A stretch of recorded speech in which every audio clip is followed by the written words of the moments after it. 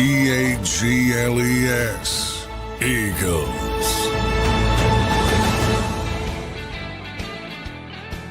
Welcome in, everybody, to a Football Friday edition of Birds 365 here on JAKIB Sports, wrapping up another week and got a great show planned ahead for you. Johnny Mac, how you doing on this Football Friday, brother? Oh, Football Friday. Well, tourney action last night. Phillies opening day, but still Eagles. It's Philadelphia. Yeah, no doubt about it. Did you catch any of those other sports last night, or were you checked out of them, John? No, I'm checked out, but I was rooting for Arkansas, so a little bit. Yeah, I know. I dozed off too, so I missed the overtime. But I thought they had it in the bag with Calipari and Arkansas, but they didn't get the win. I tell you what, though, you want to rejuvenate Sixers fans, Johnny Mac. Get that Cooper Flagg kid from Duke, man. That kid can play. You know how I feel about the Sixers. They might screw up the reincarnation of LeBron James coming in. So, I'm not too excited about Cooper Flagg, but yeah, I mean, how are they going to get him? I don't know. If they get lucky, they get the lottery. But unless the NBA rigs it, because they're not going to let him. Are they going to let him go to the Wizards or the Pacers or what? I don't know. I'm not a big conspiracy guy. I don't think they direct people. There's the old Patrick Ewing. Well, LeBron, you can thank LeBron for that on his interview the other day. He talked about how they might have rigged the lottery for him. Who else did he mention there? Patrick Ewing is Patrick Ewing. That was the big one. Patrick Ewing amuses me because the big thing is, well, they want the New York team. The Knicks haven't won since Dan Willis Reed and Clyde Frazier. I mean, give me a break. The Giants and the Jets. Look at the Giants. You think the NFL doesn't want the Giants and Jets to be good? They've been awful forever, and they continue to be. It's just such bullshit. And by the way, they got Patrick Ewing. The Knicks got Patrick Ewing with the ding card and all this nonsense. They didn't win a damn thing. Yep. Yeah, they won a lot. Still good business to have them there, but I hear what you're saying. Good stuff there. Johnny Mac got a great show planned. We have some draft talk. We'll bring on Rick Saratella. If you've been around JAKIB for a while, you know Rick Saratella. He's excellent in the NFL draft from the NFL Draft Bible, the creator of the NFL Draft Bible. So we'll get him up here in hour number one. Some Eagle news yesterday, Johnny Mac. They bring back Matt Pryor, offensive lineman from the 2018 offseason when they acquired him. Your thoughts on bringing him back, boy? They're really draft-proof in that offensive line. Now I'm looking at Matt Pryor. You got Kenyon Green. You have Tyler Steen. You got Trevor Keegan. Who am I leaving off? That's 4 names. I thought there was one more I was missing there. Kendall Lamb and Matt Pryor, the big Kendall ones Lamb, inside. We'll see how it shakes out. But they got a lot of bodies. One thing. I don't know if you saw Kelsey on WIP, but or heard Kelsey on WIP, but boy, he was really honest about. That's the first time I've heard somebody in the building, and he's still in the building. He's constantly in the building, constantly works out there. Obviously, he's not part of the team, but he's a big part of the team. Kind of downplay Tyler Steen, which I was shocked by. And then he was really honest about how Kenyon Green played in Houston. I mean, he just said he was bad.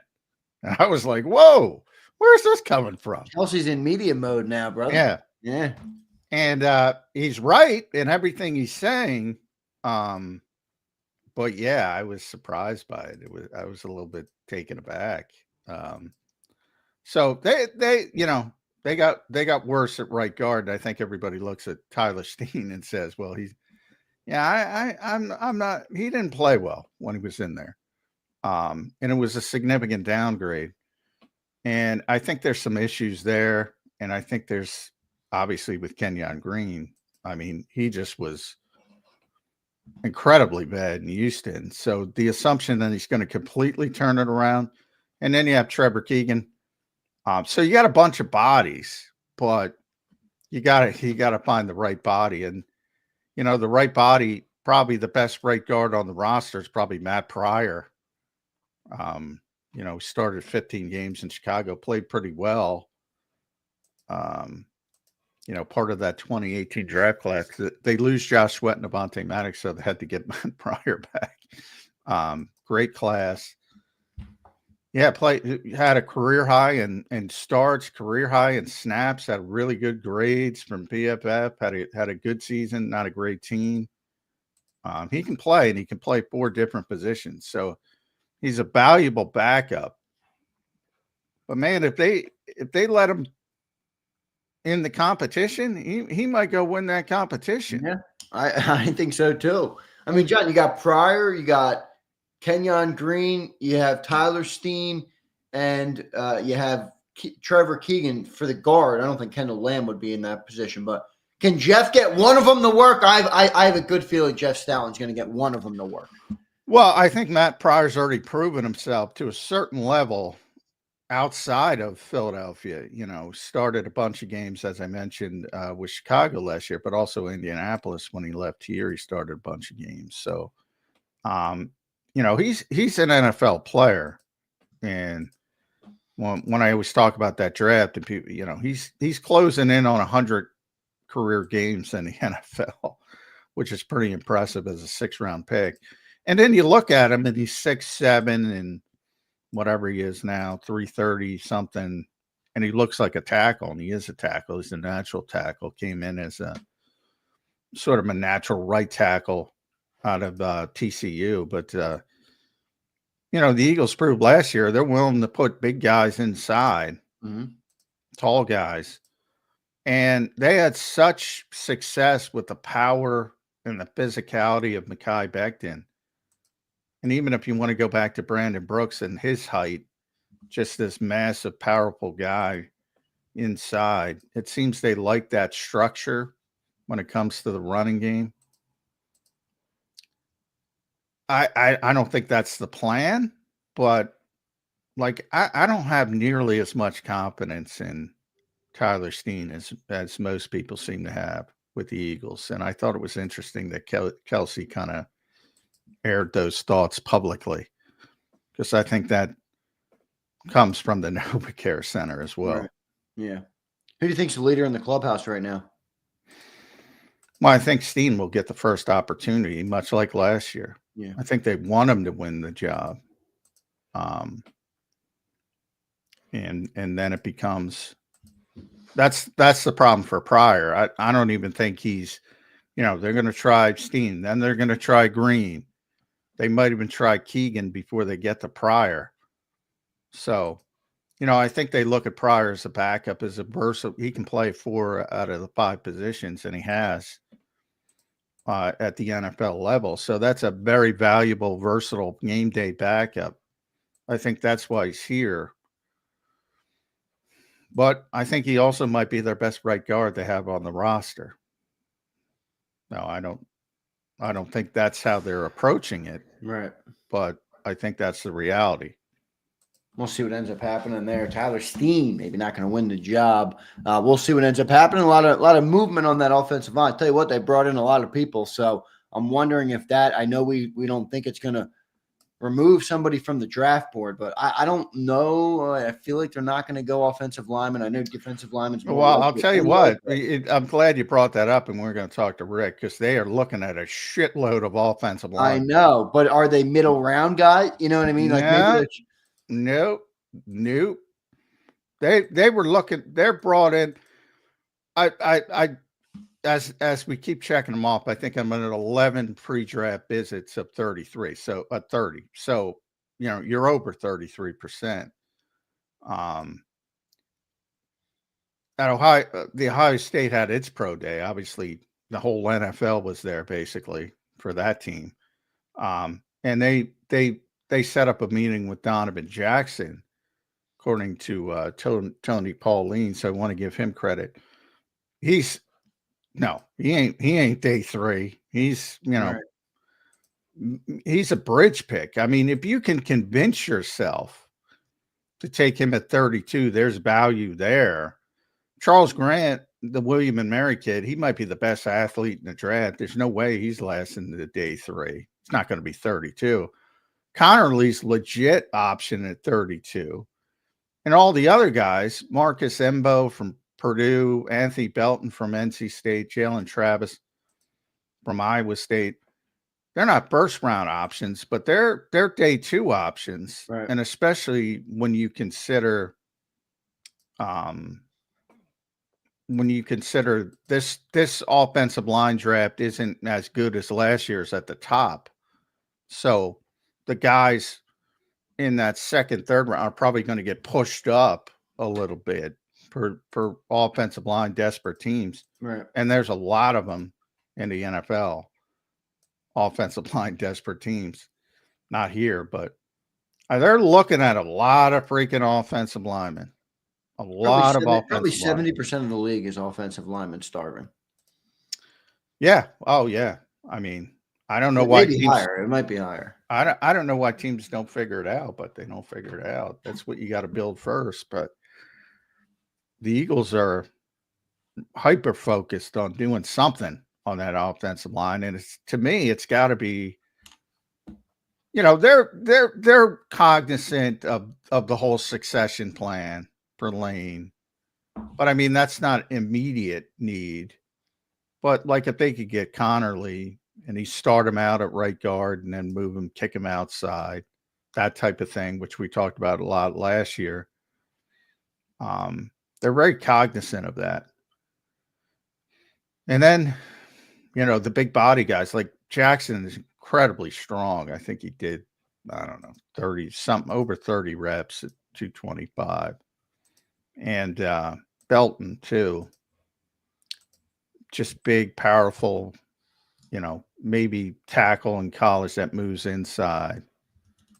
Yeah, nothing they've done has precluded them from not drafting an offensive lineman they like. Yeah, we'll see what they end up doing there, Johnny Mac. Good stuff, John. Before we get Rick Saratella on, we'll talk more draft. We got plenty of draft talk here in hour number 1 today on the show. John, I want to ask you, I saw your tweet this morning. Diana Rossini puts out, and I don't really want to get into a whole tush push thing again, but we got to keep people updated. Diana Rossini put out a tweet this morning, and I will read it verbatim for the people so that they know what I'm talking about here. Rossini put out a tweet. Nothing is set in stone yet, but the sense I get from around the league is that momentum around banning the tush push is growing. That's from Diana Rossini. Who knows what will happen with that, but an interesting development on the tush push, Johnny Mac. Yeah, I'm not concerned if they do ban it, but I've said that pretty consistently. If I were an Eagles fan, I wouldn't lose a inkling of sleep because they're going to be just as good on traditional quarterback sneaks, and they were before, and they will be. And I've said that pretty consistently. Jeff Carr tweeted that out. They were better before, percentage-wise, than they were with the tush push because they're good at it, and they have quarterbacks. They had a quarterback, Carson Wentz, who was very good at it. Now they have a quarterback, Jalen Hurts, who's even better at it, and they have a great offensive line. So that's number 1. Number 2, Diana's very plugged in. She's very smart, and she worded it. I think people should pay attention to how she worded it. The sense I get from around the league is that momentum around banning the tush push is growing. Well, it had no momentum last time. Right. They had like 3 votes, and you have to have 24. Now, they probably have 10, 12, 30, whatever, but they're not getting to 24, especially the way it's worded. So my guess is they're going to table it next week for a meeting later in the summer, maybe rework the wording, maybe eventually get it to the competition committee. Because now it's much more likely to pass if it's put forward by the competition committee. And eventually I do think they're going to they're not going to ban the tush push, but I've said eventually they're going to go back to banning pushing from the game, offensive, just everywhere. Not only quarterback sneak, but those big scrums, maybe you're guys not going down, and here comes all the offensive money down the field, pushing guys inside the 10-yard line, pushing guys. I think eventually they're going to ban that. It used to be banned. I don't know why they unbanned it, making up words, but Eventually, I think that's happening. I can't tell you when. I think it's going to happen relatively soon. But yeah, I don't think it's going to affect the Eagles, and I don't think banning the tush push is going to happen. We'll see what ends up happening with all of those things. When is that meeting next week, John? Well, bunch of stuff, but they're down there on Sunday. It goes basically to Wednesday or Thursday. So coaches meetings, all that stuff. And you'll see all that come out as they vote on. There's a lot of rule change proposals, not just that. But I would be stunned if it passes in its current form. The Packers putting forth, because they made it very focused on the tush push. I think eventually it's got to be worded better. It's got to include other things. And then I think it might get to 24. Good stuff there, Johnny Mac. John, we're going to talk to Rick Saratella. Before we get into the NFL draft, any free agents, John, left out there that could be an option? I mean, I feel like they're free agented out, if that's even a word. But I mean, they got a lot of lottery picks. I don't know if they need any more. But do you think they'll add some more people here in free agency? Yeah, well, definitely. I mean, after, I think it's most likely after the draft again, when it. And now you see the guys like Lamb and Pryor. Look, if they can get something done, 1-year guys for very low money, veteran minimum money, that's what you're talking about now. After the draft, Tuesday after the draft, you no longer count against the compensatory pick formula, and that's where you can sign somebody to more money and not have it affect your compensatory haul with the Eagles. That's important. It's not important for every team because every team's not in that game each year, but the Eagles were maxed out at 4 projected. Now they're back down to 3. The last thing they want to do is sign Justin Simmons and lose another pick and lose the Mekhi Becton pick. So, there's still a potential of those guys, but it's going to be later in the process. Everybody keeps talking about Aaron Rodgers because he's Aaron Rodgers. That ain't over yet. Wait till after the draft, because I think he wants to play in Minnesota. Why is he such a drama queen, though? Like, bro, why do you have to make everything and I love Aaron Rodgers. I've been a supporter. I didn't care about. I mean, oh my God, does everything have to be an ordeal with Aaron Rodgers? Yeah, well, he's a pain in the ass, number Royal. one. And that's part of the problem when you get in the Aaron Rodgers business about, McAfee show and all that kind of stuff. So you have to deal with that as an organization. We talked about it locally at a lesser level with Slay and his podcast all the time. It's the same shit, but it's like that kind of stuff on steroids. Yeah. Because of his, he's just a bigger star and a bigger platform and all that stuff. But part of it's not him. I mean, they have a 3rd round compensatory pick for Sam Darnold. They don't want to give that up. So part of it is them. They're just waiting. So I'm not saying there's a wink deal, but there is some weird shit, because he was out there talking this week. Like it was one of the weirdest press conferences I've ever seen with Kwesi Adolfo-Mensah. Yeah, I want to go and watch it. Well, people who are interested, obviously Eagles fans, you should watch it. It's weird. Like he's saying, well, he's got a great relationship with O'Connell, and blah, blah, blah. And they wouldn't say he's out, and they wouldn't say McCarthy's number 1. Obviously, Kwesi wants McCarthy. That's his whole philosophy. Yeah, right. But other people get involved. Then I go to Cleveland. I see one of the Cleveland writers this morning say, they're going to meet with Abdul Carter, and Jimmy Haslam's going to be at the meeting, and the ownership's very involved in this draft. And I'm like, oh my God, these are what these other teams deal with. Right.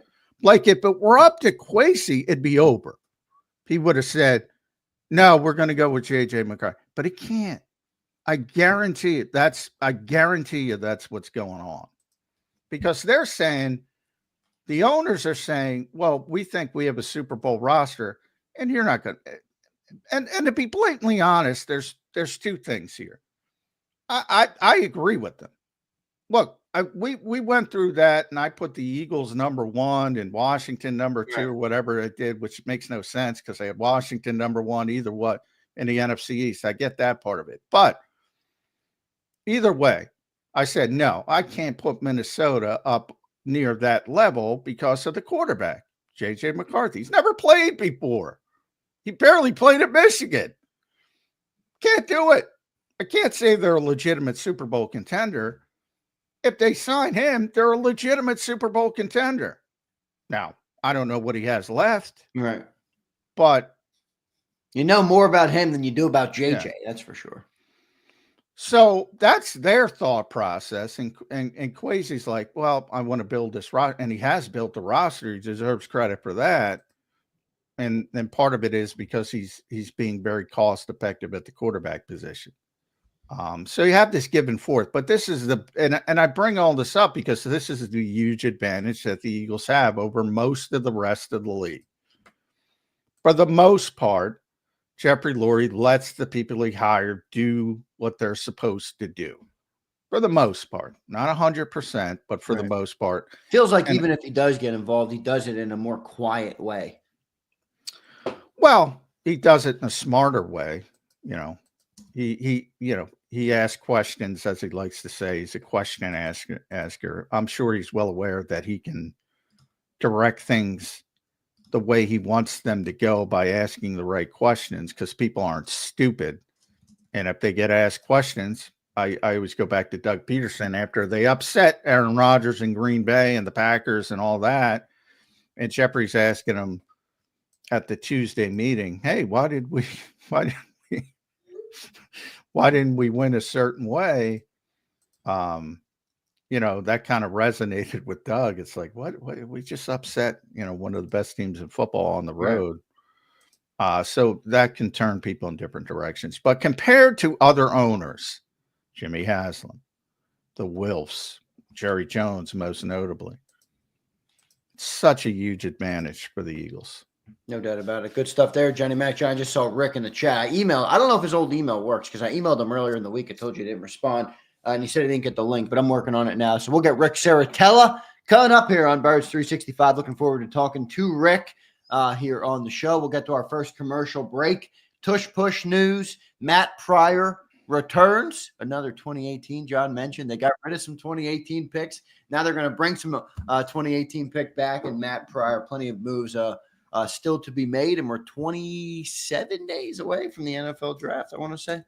Let me get that number for exact number. Yep, 27 days away from the NFL draft. I know our boy, Rick Saratella, is fired up for it. Let's bring on Rick Saratella right now here on Birds 365. Joining the show. Rick, welcome to the show, man. How you doing? What's up, fellas? I'm sorry, my draft Bible email gets so full this time of year. Yeah, I figured that.